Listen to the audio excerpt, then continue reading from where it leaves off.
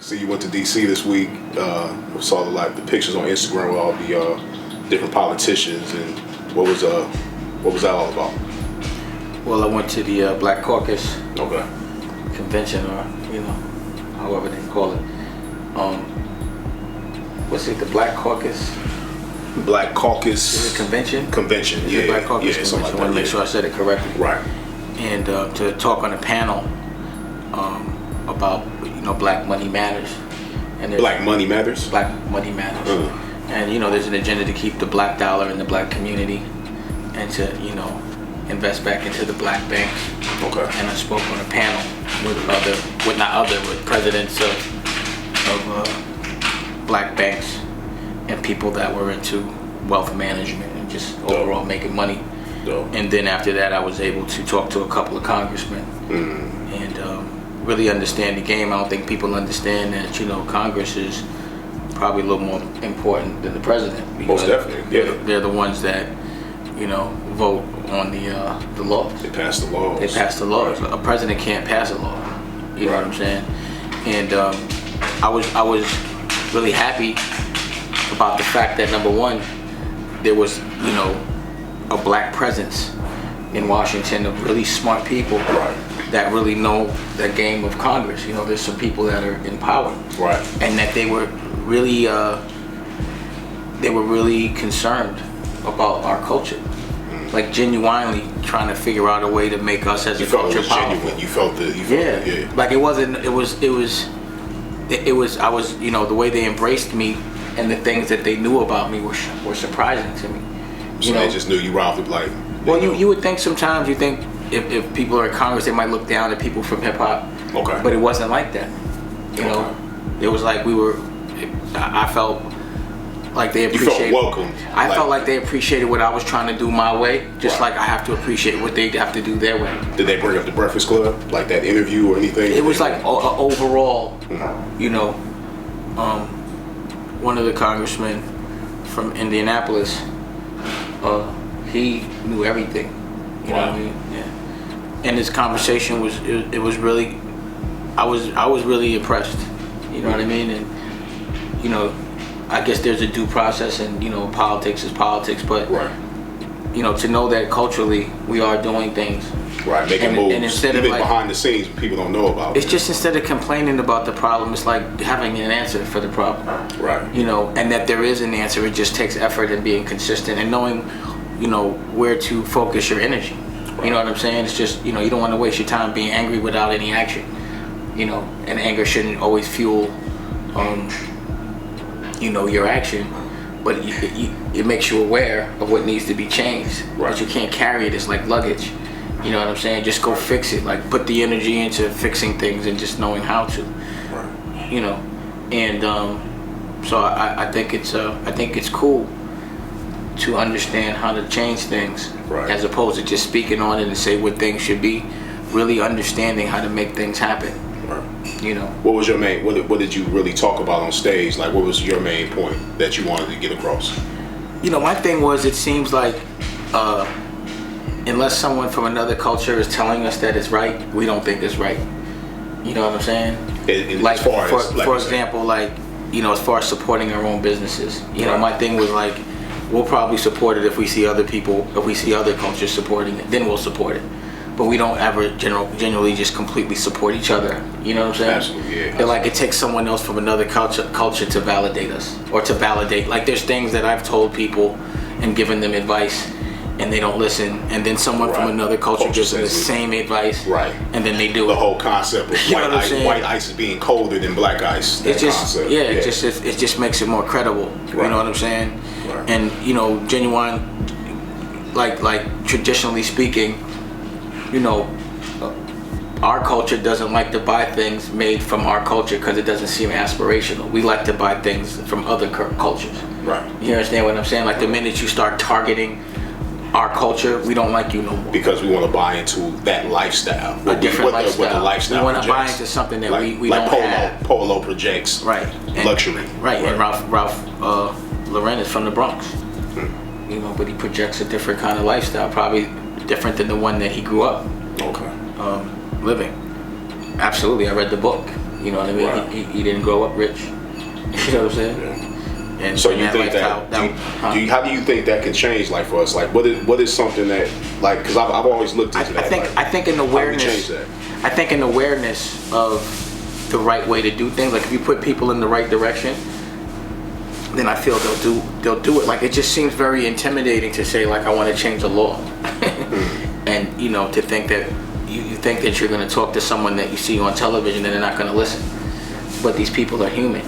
Right. You know what I'm saying? And honestly, it was really a collective effort and a smart effort and a classy effort. You know, I was like proud to be black. You know what I'm saying? Right. Because we were so well represented. And I'm sure there's more that can be done, but it just, in that moment, what I saw right then and there was like genuine respect for us as a culture and wanting to figure out how to help. You know what I'm saying? And in a smart way, not in a like just complaining way, like in a real way with real credible people. Real strategies. It's just that we could be the new 1%ers if we wanted to. You know, absolutely. We have all our we just stick together. Absolutely. Like, that'd be my thing, is we just need to stick together. I mean, that'd be check the out the problem. story from Black Wall Street back in the day, you know, and they stuck together, but they had no choice then, you know. So. But like, we need to stick together. Now, We'd be all powerful. Like, group economics. My personal experience is like, you know, even from family, we don't stick together. Not all of us. You know, my best friends, we don't stick together. We're gonna always be there for you, but you know, we don't completely support one another all the time. Why do you think that is? Why? Like, what is that? Like that's a mystery that a lot of people, I'm sure, have felt once upon a time. I felt it myself because I've had product, and I remember having my product, bringing it in the shop, and the barbers and people I've known that I was friends with, they went around the corner and bought product from the beauty supply house when I had the same exact thing. You know, whether it was, you know, grease or whatever. And I thought it would have something to do with the product itself, but there's only really one true way to make grease or shampoo or all these different products. And so it was more or less because they were used to feeling that you get something better from the store, from that store, whatever it may be. Right. And that's why the Koreans have a monopoly on the hair industry. If you can make it, then it must not be so dope. Right, exactly. Because if you can make it, that means I can make it. Right. You know, I really don't understand that, and it makes no logical sense to me. We would be so much stronger if we stuck together. We wouldn't need anybody. So do you think that comes from the side that who starts the changing of that? Does it come from the person making the product coming into it with a better quality? It just has to be cool to stick together. You know, it has to be. It's nothing that you could tell somebody to do. It just someone has to be influenced, absorbed, pause. You know what I'm saying? It's like, maybe if people start seeing, like, that's my thing. Whenever I come across someone from my culture, I'll be like, let's just do something together to show people we could do something together. Right. Every single person that I come across, and you've seen that. I have, you know, and it never really happens. It rarely happens. You know, when do we really stick together? You know, why can't we put together our own DreamWorks? You know, we have enough power collectively. If we just stuck together, we wouldn't need anybody. That's my hashtag, is all we need is us. And I'm not gonna break away from that. Like, I'm sticking with my peoples. You know what I'm saying? And as you see, every time I have a platform, I'm gonna give my people the platform. The people that deserve it. The people that, if I give them a platform, they're gonna give other people a platform. Right. You know what I'm saying? And that's not to say that you don't love all people, but you love your people. I've empowered people that don't empower other people, and look where it gets people. You know what I'm saying? Absolutely. So if I'm gonna empower somebody, or if I'm gonna share, it has to be with someone that's gonna share. But 9 times out of 10, you know, as of lately, when I share with somebody, they don't share with other people. Fuck sharing with me. They don't even share with nobody else. You know what I'm saying? Or unless it's in a way where they're still all powerful, or they're still the boss.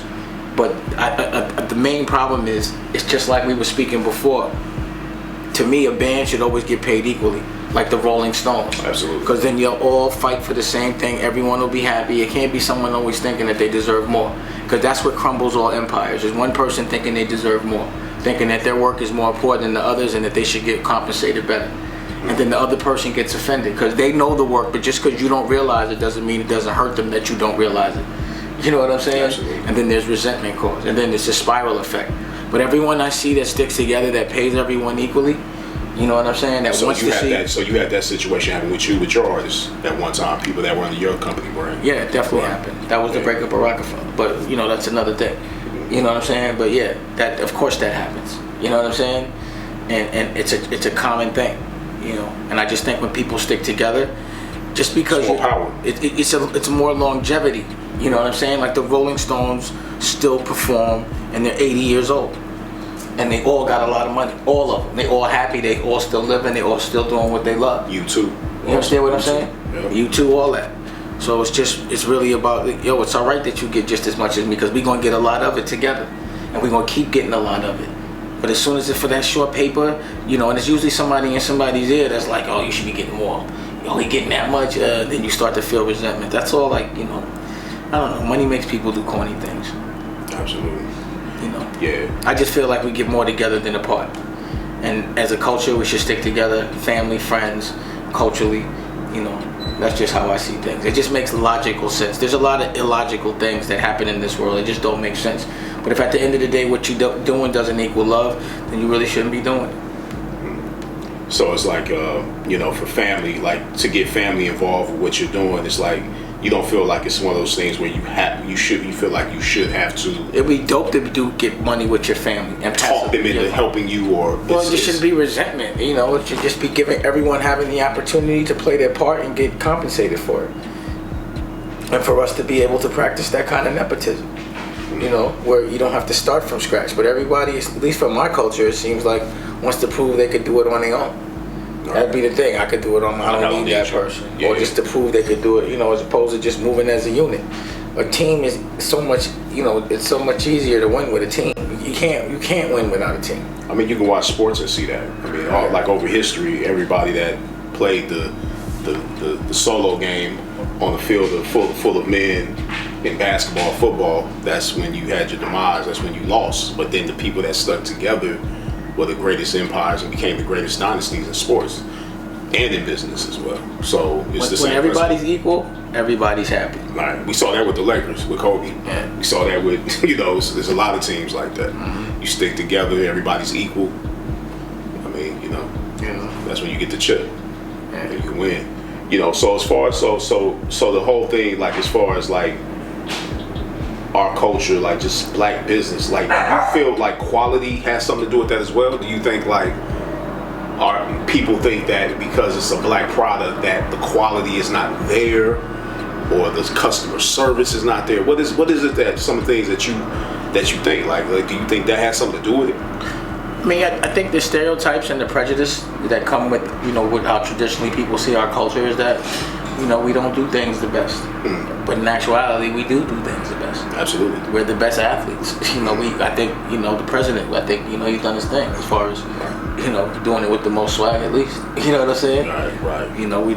We start seeing somebody black play hockey, he's going to take over hockey. Right. You know what I mean? Golf. So, yeah. Right. All that. So look at the Olympics this year. Tennis. Besides the swimming. Huh? Look at tennis and all that. Serena and Venus. Yeah. So, I think a lot of times the way you control muscle is you got to control their mind. And I think, a lot of misconceptions have been placed in our brain. Even to think like the poorest country in the world is Africa, in actuality it's the most resourceful. It's the richest. And the largest. Yeah. You know what I'm saying? Right. So, and I see how they portray me. I'm a good guy. They like try to make me look like a bad guy. I see that happen. Absolutely. You see it happen. Absolutely. You know what I'm saying? It's like how you try to make a real good guy look like a bad guy, and the bad guys be trying to look like good guys. What they don't run a story on is the fact that, you're in love with your children. Or that I'm a single dad. They never talk about the fact that I raised my child since he was 8. That never comes up. Because that would empower black men. That would make them better men. Because that would be influential. That's why, whenever you would see me, it would be with Bullets, my son. Yeah. Because I want to make that cool. Because I know how when I saw my OG walking around with his kids, how cool that looked. Right. So I'm going to show everybody the same. If you live in it and you're influential, then people will do it. And I think, at 45. It's powerful to show that as well. It's powerful to be that influence in the hood, wherever you're at. You know? If you have influence, it's definitely your obligation and responsibility to show people the right thing, not the wrong thing. Or else karmically, the repercussions are serious. Yo, this is Kenyatta with Hip Hop Motivation. First of all, I want to tell everybody out there, thank you for liking, commenting, and subscribing to our YouTube page. And if you haven't liked, commented, or subscribed to our YouTube page, make sure you do so. Stay in tune. We have a lot more to come. Peace. The Deciding from thoughts of being sick and tired of something, starting something, or admiring something can be the emotions that fuel change. Because write this down. Emotion leads to passion, passion leads to action, and action leads to results. Word up. Question: what's the number one killer of dreams? If you said fear, you're wrong. Fear is on the list, but it's not the number one killer. The number one killer of dreams is comfort. The comfort of a good paying job or in an active relationship can seduce us for many years into the rhythm of accepting things without making any moves to change, further numbing us into a state of zombie-like passiveness. Write this down. Passiveness will cause your dreams to pass you by.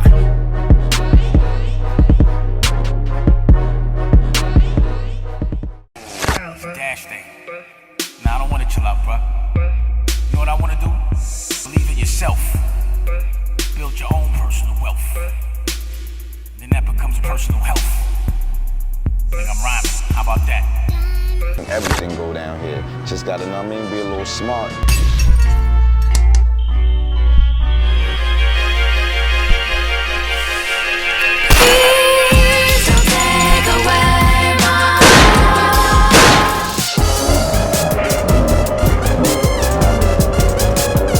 I see you grooving right now. I was in my groove.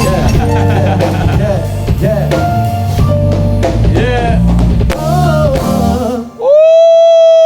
I started daydreaming. I started thinking about something. I'm a musician. Yeah, exactly. I like to spend all kinds of money. I like the dollar, I like the euro, I like the pound, I like the franc pause, I like the yen.